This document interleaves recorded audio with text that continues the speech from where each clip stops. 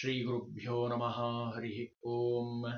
यतो जन्माद्यस्य श्रुतिसुनयमानैकविषयात् स्वतन्त्रस्तन्त्रज्ञो गुरुरपि जगताम् विमूढा यत्तत्त्वं प्रकटमिह वेत्तुं सुमनसो मुकुन्दं ध्यायामापहतं तं स्वमहसा सर्वविघ्नः प्रशमनं सर्वसिद्धिकरं परं सर्वजीवप्रणेतारम् वन्दे जयतं हरिं करोतु मम कल्याणं हरिर्यं कावितः मध्वनामामे परतुस्तु निरन्तरं वाणिते करवण्यम्बचरणो सर्वदा मद्वाक्यसरणीर्भूयात् श्रीमदाचार्यभावग समाश्रये गुरुं भक्त्या महाविश्वासपूर्वकं निक्षेपे सर्वभारांश्च गुरो ಶ್ರೀಪಾದಪಂಕಜೇ.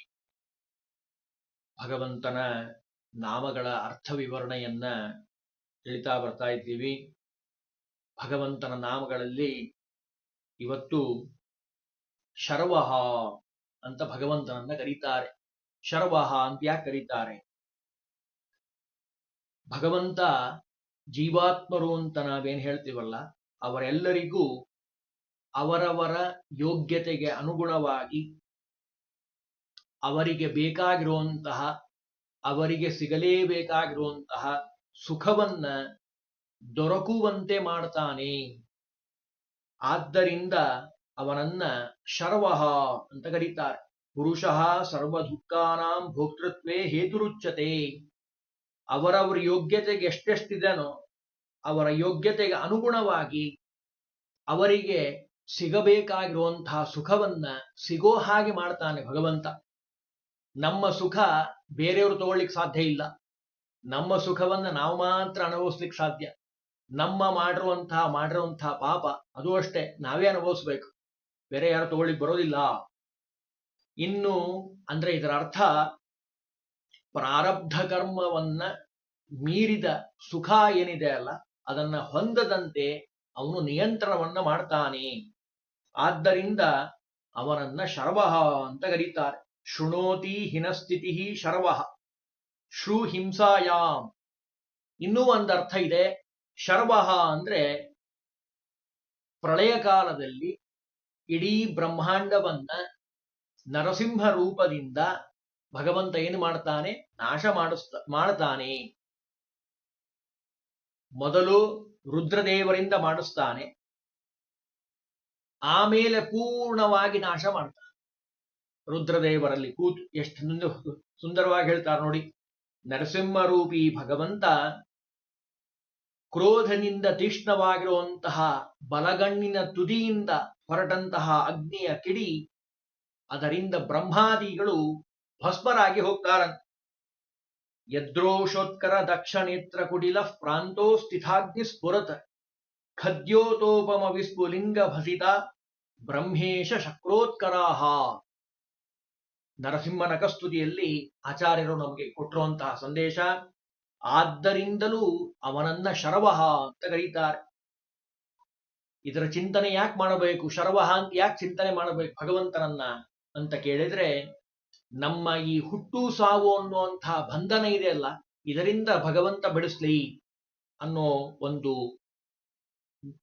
ಉದಾತ್ತವಾದ ಪ್ರಾರ್ಥನೆಯನ್ನ ನಾವು ಭಗವಂತನಲ್ಲಿ ಮಾಡಬೇಕು.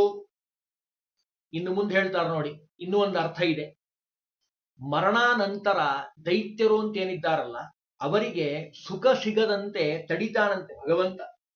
ಮರಣಾನಂತರಾಮಪಿ ದೈತ್ಯಾನಾಂ ಶಂ ಸುಖಂ ವಾರಯತಿತಿ ಶರ್ವಹ. ಅವರಿಗೆ ಒಟ್ಟ ಸುಖ ಸಿಗಬಾರದು ದೈತ್ಯರಿಗೆ, ಆ ರೀತಿಯಾಗಿ ವ್ಯವಸ್ಥೆ ಮಾಡ್ತಾನಂತೆ ಭಗವಂತ. ಆದ್ದರಿಂದಲೂ ಅವನನ್ನ ಶರ್ವಹ ಅಂತ ಕರೀತಾರೆ. ಇನ್ನು ಮುಂದಿನ ನಾಮ ಶಿವಃ. ಶಿವ ಅಂತ ಕರೀತಾರಂತೆ. ಭಗವಂತನ ಹೆಸರಿದು ಶಿವ.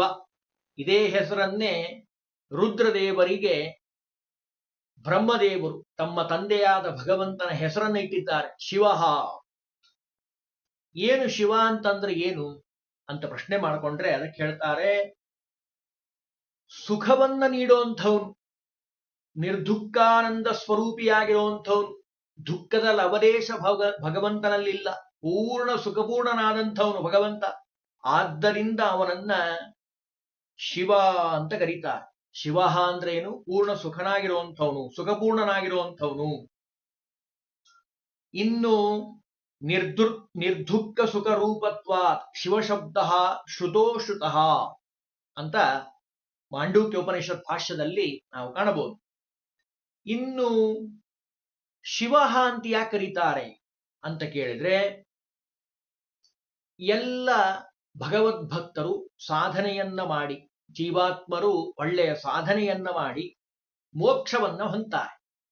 ಆ ಮೋಕ್ಷವನ್ನ ಹೊಂದಿರುವಂತಹವರಿಗೆ ತುರಿಯ ಅನ್ನುವಂತಹ ಹೆಸರಿನಿಂದ, ಆ ತುರಿಯ ಅನ್ನುವಂತಹ ಹೆಸರಿನ ರೂಪದಿಂದ ಜೀವಾತ್ಮರು ಅಂತ ಏನಿದ್ದಾರಲ್ಲ ಆ ಎಲ್ಲರಿಗೂ ಮೋಕ್ಷವನ್ನ ಅನುಗ್ರಹ ಮಾಡ್ತಾನೆ ಭಗವಂತ. ಆದ್ದರಿಂದ ಇವನನ್ನ ಶಿವ ಅಂತ ಕರೆದಿದ್ದಾರೆ. ನಿವೃತ್ತೇಹೇ ಸುಖ ದುಃಖಾನಾಂ ಈಶಾನಃ ಪ್ರಭುರವ್ಯಯ ಹರಿಸ್ತುರ್ಯ ರೂಪೇಣ ಮೋಕ್ಷತಃ ಸಂಪ್ರಕೀರ್ತಿತಃ. ಪ್ರತ್ಯಾಹಾರದಲ್ಲಿ ಬಹಳ ಸುಂದರವಾಗಿ ತಿಳಿಸ್ತಾರೆ. ಇನ್ನು ಸುಖಕ್ಕೆ ನಿಯಾಮಕನಾಗಿರುವಂಥವನು, ತಾನೂ ಪೂರ್ಣ ಸುಖಪೂರ್ಣನಾಗಿರುವಂಥವನು. ಇನ್ನು ಭಕ್ತರಿಗೆ ಸುಖವನ್ನ, ಕ್ಷೇಮವನ್ನ ನೀಡುತ್ತಾನೆ ಭಗವಂತ. ಆದ್ದರಿಂದ ಅವನನ್ನ ಶಿವ ಅಂತ ಕರೀತಾರೆ. ಭಗವದ್ಗೀತೆಯಲ್ಲಿ ಒಂದು ಪ್ರಖ್ಯಾತವಾದ ಶ್ಲೋಕ ಇದೆ, ಎಲ್ಲರಿಗೂ ಬರುವಂತಹ ಶ್ಲೋಕ. ಅನನ್ಯಾಶ್ಚಿಂತಯಂತೋ ಮಾಂ ಯೇ ಜನಾಃ ಪರಿಉಪಾಸತೆ ತೇಷಾಂ ನಿತ್ಯಾಭಿಯುಕ್ತಾನಾಂ ಯೋಗಕ್ಷೇಮಂ ವಹಾಮ್ಯಹಂ. ಯಾರು ನನ್ನನ್ನ ಅನನ್ಯವಾಗಿ ಚಿಂತನೆ ಮಾಡ್ತಾರೋ ಅವರ ಯೋಗಕ್ಷೇಮವನ್ನ ನೋಡೋದು ನನ್ನ ಜವಾಬ್ದಾರಿ ಅಂತಾನೆ ಭಗವಂತ. ಅದರ ಅರ್ಥವೇ ಶಿವ. ಶಿವ ಅನ್ನೋ ಶಬ್ದದ ಅರ್ಥವೇ ಆ ಪೂರ್ಣವಾದ ಶ್ಲೋಕ. ಭಕ್ತರು ಯಾರ್ಯಾರು ಭಗವಂತನನ್ನ ಎಡಬಿಡದೆ ಸ್ಮರಣೆ ಮಾಡ್ತಾರೋ ಅವರಿಗೆ ವಿಶೇಷವಾಗಿ ಅನುಗ್ರಹವನ್ನ ಮಾಡ್ತಾನೆ, ಅವರ ಕ್ಷೇಮವನ್ನ ನೋಡ್ತಾನೆ. ಆದ್ದರಿಂದ ಅವನನ್ನ ಶಿವ. ಇನ್ನು ಶಿವ ಅನ್ನೋ ಶಬ್ದಕ್ಕೆ ಸಂಸ್ಕೃತದಲ್ಲಿ ಬಹಳಷ್ಟು ಅರ್ಥಗಳಿದ್ದಾವೆ. ಅದರಲ್ಲಿ ಒಂದು ಅರ್ಥ ನೀರು ಅಂತ ಅರ್ಥ ಇದೆ. ಶಿವ ಅಂದ್ರೆ ಏನು? ನೀರು ಅಂತ ಅರ್ಥ ಇದೆ. ಇಲ್ಲಿ ಶಿವ ಅಂತ ತಗೊಂಡ್ರೆ, ಶಿವಂ ಜಲಂ ಶಯನತ್ವೇನ ಅಸ್ಯಾಸ್ಥಿತಿ ಶಿವ ಅಂದ್ರೆ ಯಾವಾಗಲೂ ನೀರನ್ನೇ ಹಾಸಿಗೆಯಾಗಿ ಉಳ್ಳಂಥವನು ಭಗವಂತ. ಆದ್ದರಿಂದ ಅವನನ್ನ ಶಿವ ಪದ್ಮನಾಭ ರೂಪದಿಂದ ಯಾವಾಗಲೂ ಮಲಗಿರ್ತಾನೆ ಶೇಷಶಾಹಿಯಾಗಿ. ಆದ್ದರಿಂದ ಕ್ಷೀರೋದದಿಯಲ್ಲಿ ಆ ಜಲದಲ್ಲಿ ಮಲಗಿರುವಂಥವನು. ಆದ್ದರಿಂದಲೂ ಅವನನ್ನ ಶಿವ ಅಂತ ಕರೀತಾರೆ. ಇನ್ನು ಪ್ರಾಣಿಗಳು ಅಂತ ಯಾವಿದ್ದಾವಲ್ಲ, ಯಾವಾಗ್ಲೂ ಎಚ್ಚರವಾಗಿದ್ರೆ ಮುಂದ್ಗತಿ ಏನು? ಅವರಿಗೆ ನಿದ್ದೆ ಬರ್ಬೇಕಲ್ಲ, ನಿದ್ದೆ ಬರೋ ಹಾಗೆ ಮಾಡ್ತಾನಂತೆ. ಪ್ರಾಣಿ ಸಮೂಹವನ್ನ ಮಲಗುವಂತೆ ಅನುಗ್ರಹ ಮಾಡುವಂಥವನು. ಪ್ರಾಣಿಜಾತಾಂ ಅನೇನ ಶೇತಿ ಇತಿ ಶಿವ. ಸರಿಯಾಗಿ ರಾತ್ರಿ ಸಮಯದಲ್ಲಿ ನಿದ್ದೆ ಬರೋ ಹಾಗೆ ಮಾಡ್ತಾನೆ. ಪ್ರಾಜ್ಞರೂಪಿ ಭಗವಂತ ಪ್ರಾಣಿಗಳಿಗೆಲ್ಲ ಸುಷುಪ್ತಿ ಅಂದ್ರೆ ಪೂರ್ಣವಾದ ಗಾಢವಾದ ನಿದ್ದೆ ಬರೋ ಹಾಗೆ ಮಾಡ್ತಾನೆ. ಆದ್ದರಿಂದಲೂ ಅವನನ್ನ ಶಿವ ಅಂತ ಕರೀತಾರೆ. ಇನ್ನು ಅತಿಶಯವಾದ ಸುಖಸ್ವರೂಪಿ ಮತ್ತು ಜ್ಞಾನ ಸ್ವರೂಪಿಯಾದಂಥವನು. ಅಂದ್ರೆ ಭಗವಂತನಷ್ಟು ಜ್ಞಾನ, ಭಗವಂತನಷ್ಟು ಆನಂದ ಇಡೀ ಬ್ರಹ್ಮಾಂಡದಲ್ಲೇ ಯಾರಿಗೂ ಇಲ್ಲ. ಪೂರ್ಣ ಸುಖ, ಪೂರ್ಣ ಜ್ಞಾನ, ಅದನ್ನೇ ಶರೀರವಾಗಿ ಉಳ್ಳಂಥವನು, ಜ್ಞಾನಾನಂದ ಸ್ವರೂಪಿಯಾಗಿರುವಂಥವನು. ಆದ್ದರಿಂದಲೂ ಅವನನ್ನ ಶಿವ ಅಂತ ಕರೀತಾರೆ. ಎಂತೆಂಥ ಅರ್ಥವನ್ನು ಹೇಳ್ತಾರೆ ನೋಡ್ರಿ ವ್ಯಾಖ್ಯಾನಕಾರರು. ಇನ್ನು ಸ್ಥಾಣುಹು ಅಂತ ಇದೆ. ಸ್ಥಾಣು ಅಂದ್ರೆ ಏನು? ನಿರ್ವಿಕಾರನಾಗಿ ಇರುವಂಥದ್ದು, ಏನು ಬದಲಾವಣೆ ಇಲ್ಲ. 14 ಮನ್ವಂತರಗಳು 100 ಬಾರಿ ತಿರುಗ್ತದೆ.